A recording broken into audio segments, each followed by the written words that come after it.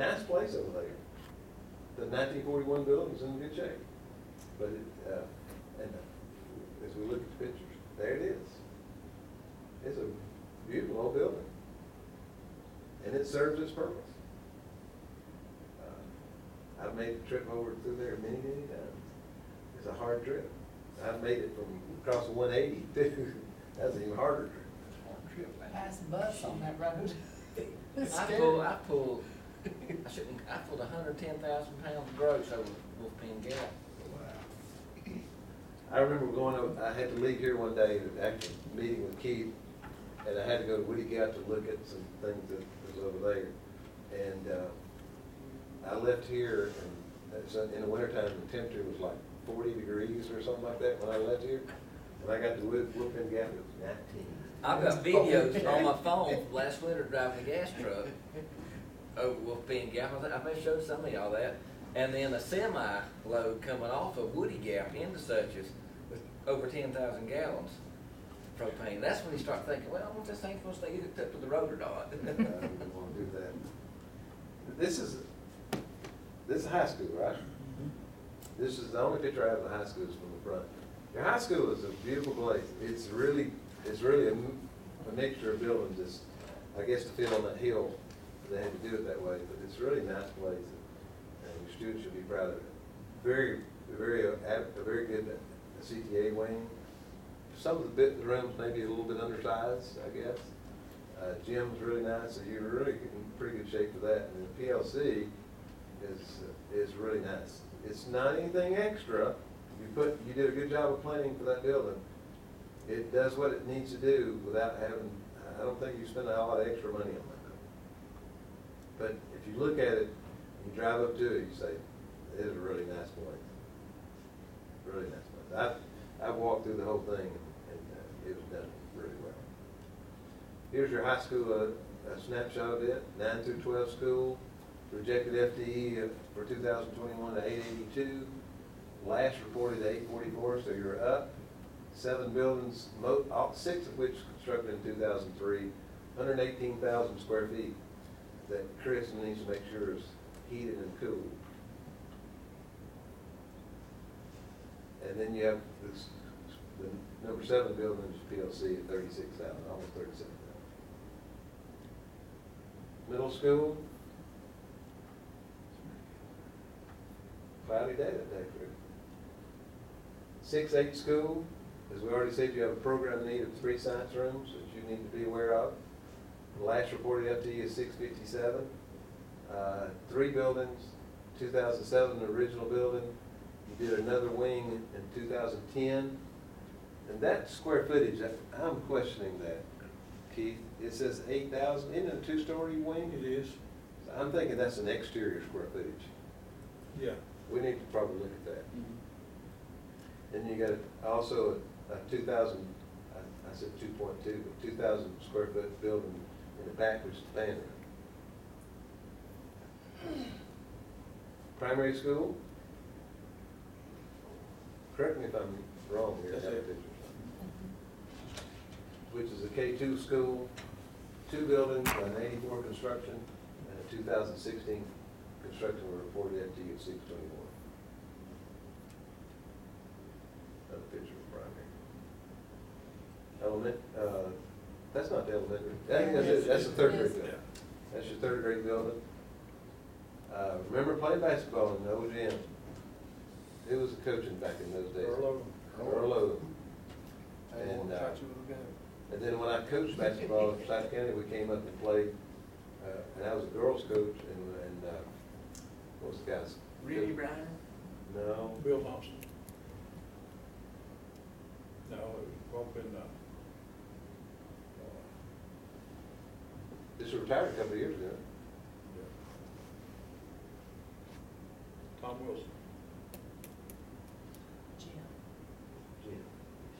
Huge. Oh, Jim. He was just- yeah, he yeah. was He was just actually here. here earlier. He was here. Was it? Yeah, Jim he's, is. we got to be good friends. Had a little girl, one of those years, her first name was Mandy. Hunter. She was a player. Randy Rice. She is now Or, Bradley. Mandy Brown. She is now a teacher. There is another picture of the elementary school, that's the other wing, I guess.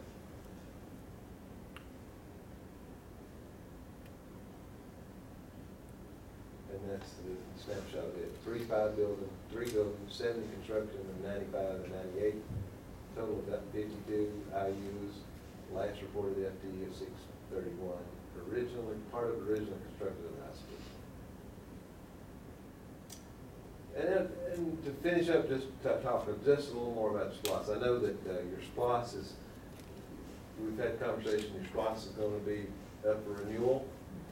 I've already made my little personal statement about it. It's, you know, you can't, it's the best thing going. You know, people will talk about it as a tax, but it's a tax that you don't have to, you're not paying on. And everybody else that comes through you is paying.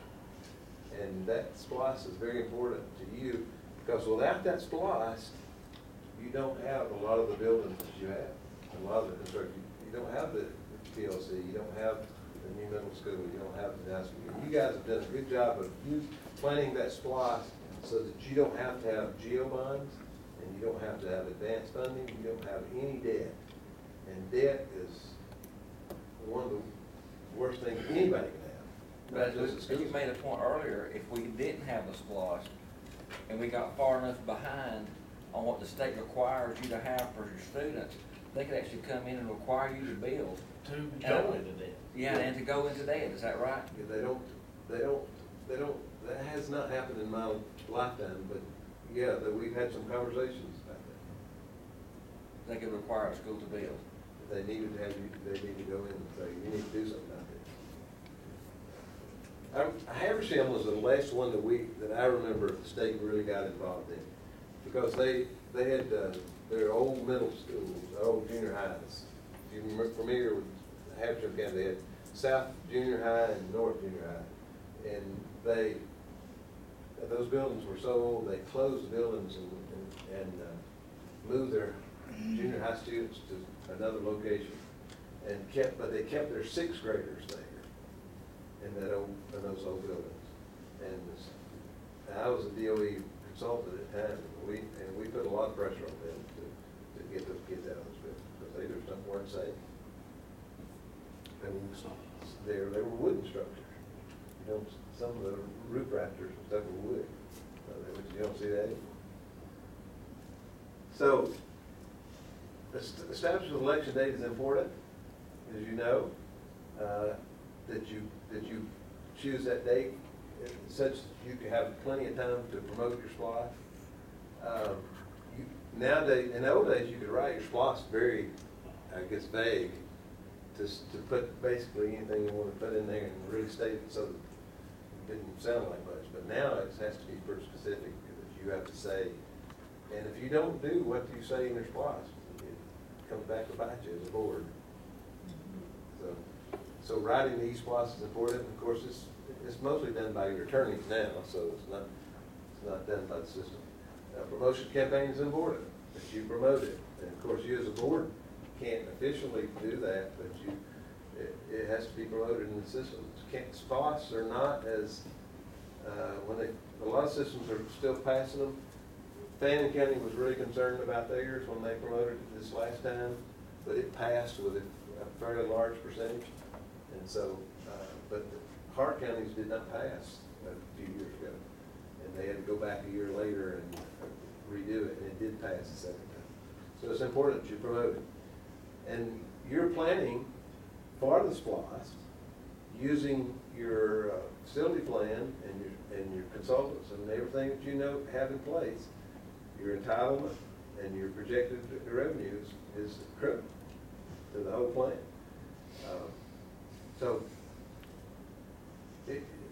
I just personally, and I'm not speaking for anybody here, personally, I just don't see how the school system can make it without it. Because if you don't have SPLOST to do some of the things that you do, buying buses, doing some of your technology that you can use it for, how are you going to spend that? You only have 13% of your budget to spend discretionary. So you got that 13%, I don't know how much your budget is, but that 13% is not going to go very far when you have to buy a $70,000 bus. $100,000 now. So, oh, is it?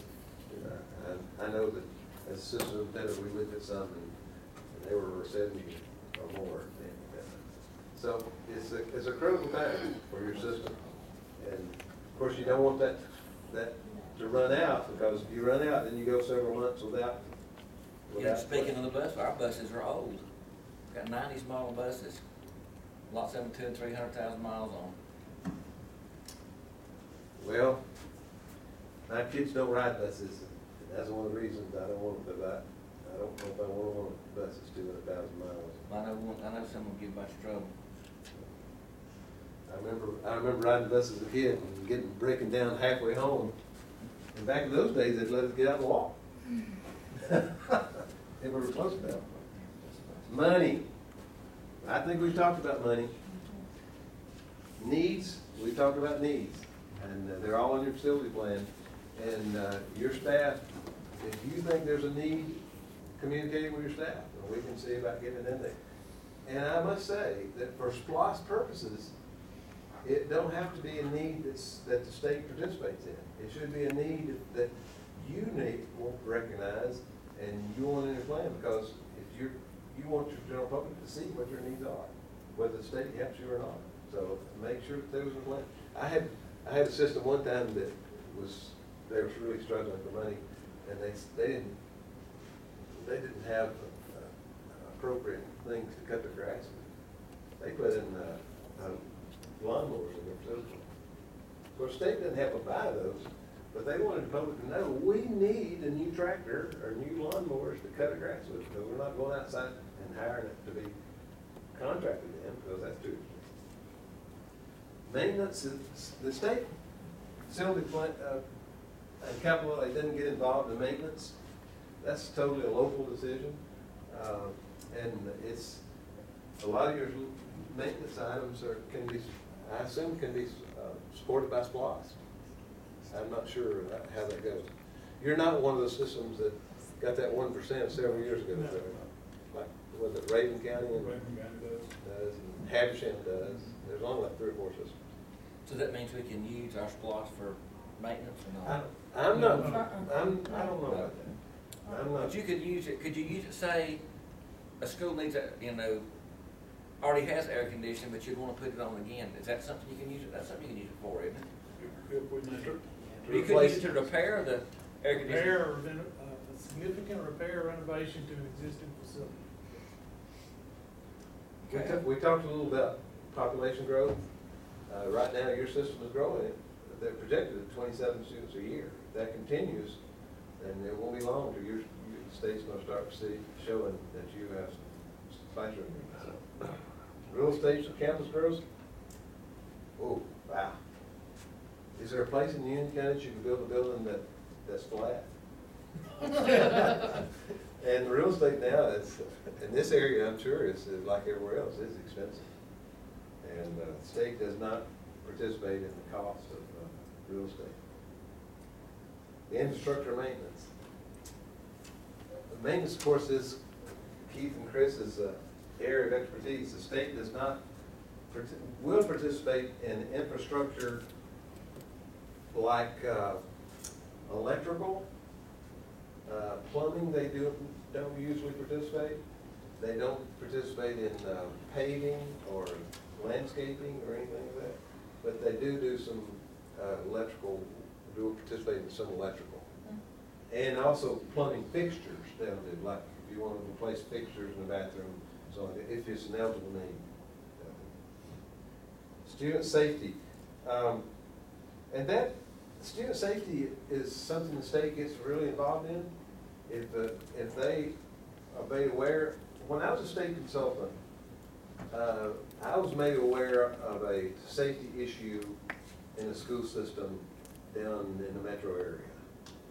And I was actually sent out to the school to observe the situation and make a recommendation. And we did draft an official letter from the DOE to that school system, telling them they had to address those safety issues.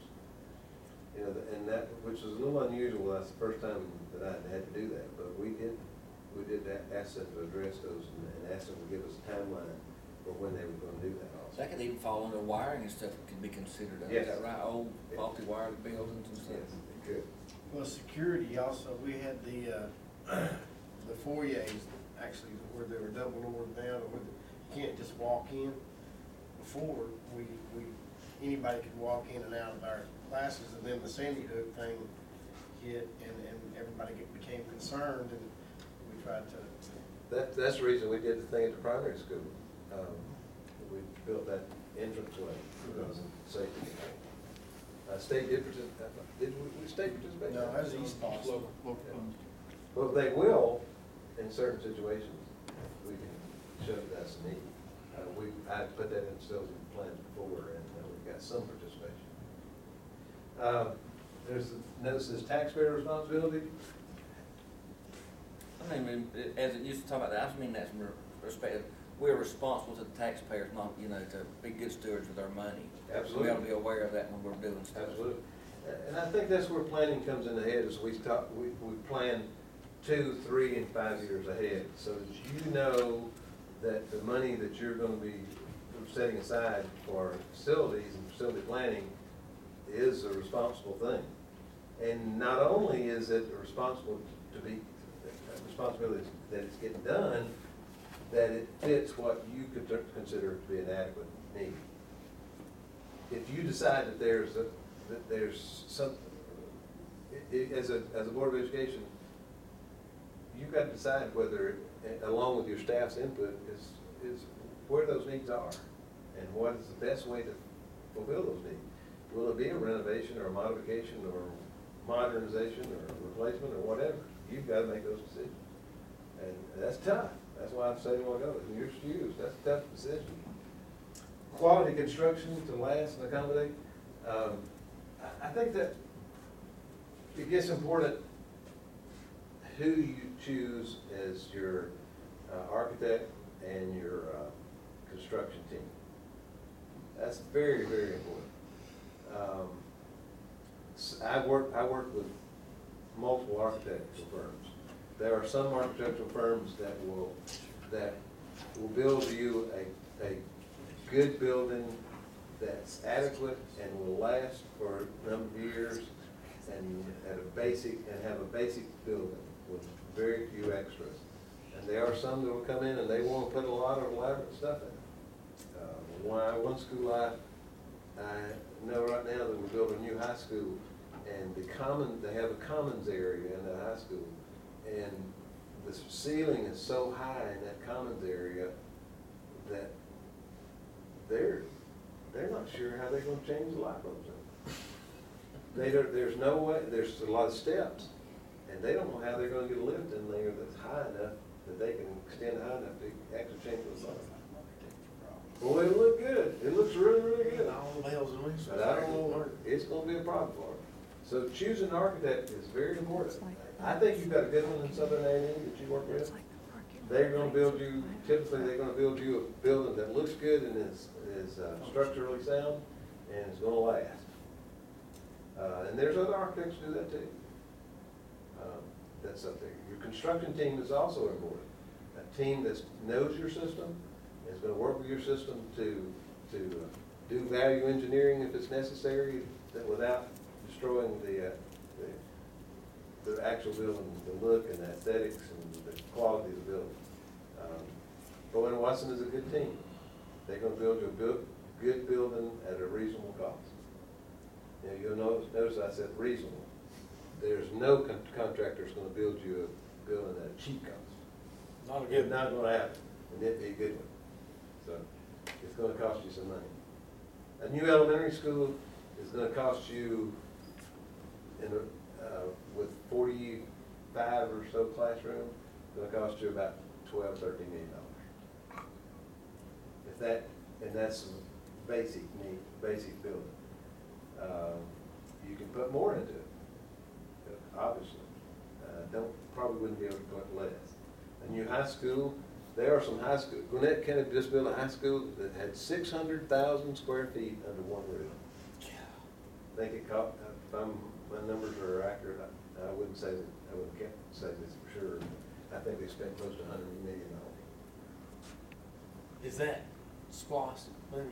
A lot of it's SPLOST. Because the state's not gonna participate in that kind of money. So SPLOST is that's all, if Gwinnett, Forsyth County wasn't for SPLOST, well, What would they do? I live in Forsyth County now, and we rely so much on SPLOST. And yet we still have to have geo lines.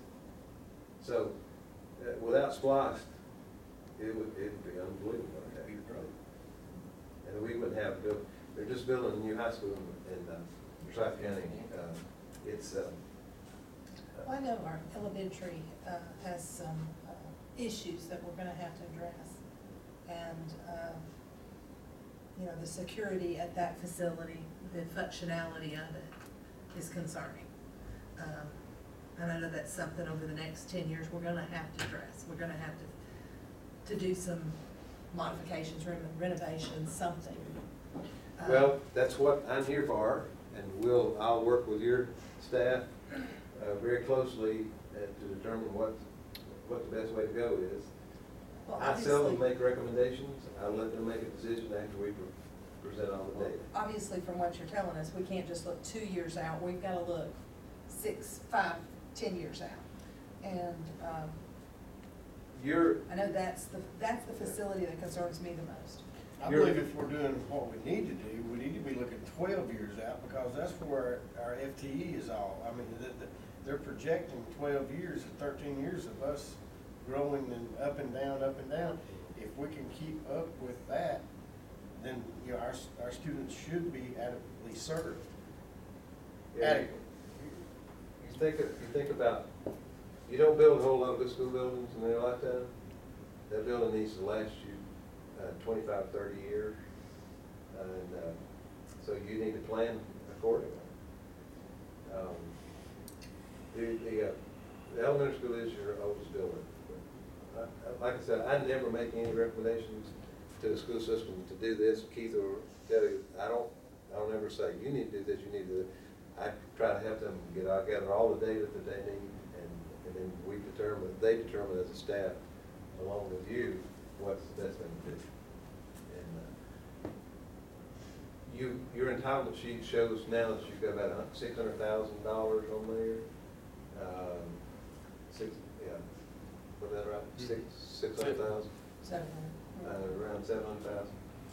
At this particular point, you don't have enough money on your entitlement sheet to really do a full renovation. So you've got to plan, you need to plan for that project to be 3 to 5 years out.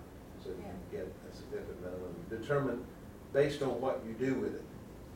If it becomes a renovation project, you know, $1.5 million or $2 million is probably going to cover it.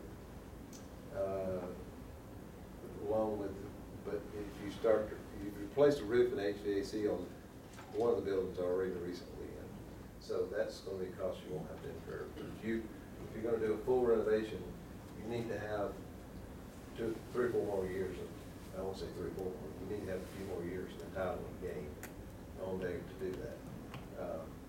If you go another route, there are ways to increase your entitlement that you can look at too. And so we can talk with them about how you might be able to increase that. So it's going to be a hard decision what you do with that building. The old high school building is the oldest, and that's where I go back to talking about adequacy. Is it adequate for the programs you got there? And that's a decision that you have to make. Of course, the public's going to have some input in that too, and you guys are responsible to listen to the public to hear what they're saying. Well, I mean, I don't think it's nothing that is going to be done today or anything else, but if we're looking, like Tony said, 10, 12 years down the road, it's something that And you're going to have to address it. we're gonna have to address it at some point. And keep in mind that some of your other buildings, your middle school was built in 2004. So it's, before you know it, it's going to be 20 years old, and you guys start looking at renovation needs there too. So it's an ongoing process, and it requires planning by staff and along the way. thanks for letting me be here. I hope I haven't taken up too much time, Dr. Rayfield. I know I can get rambling on and on and on and on and say too much, or not enough. Appreciate all your information, it's been great. But I enjoy working with your system and look forward to it next year, I hope. So, we'll work with it. We appreciate your time and definitely the information. Yes, thank you Thank very you. much. Thank you. Okay,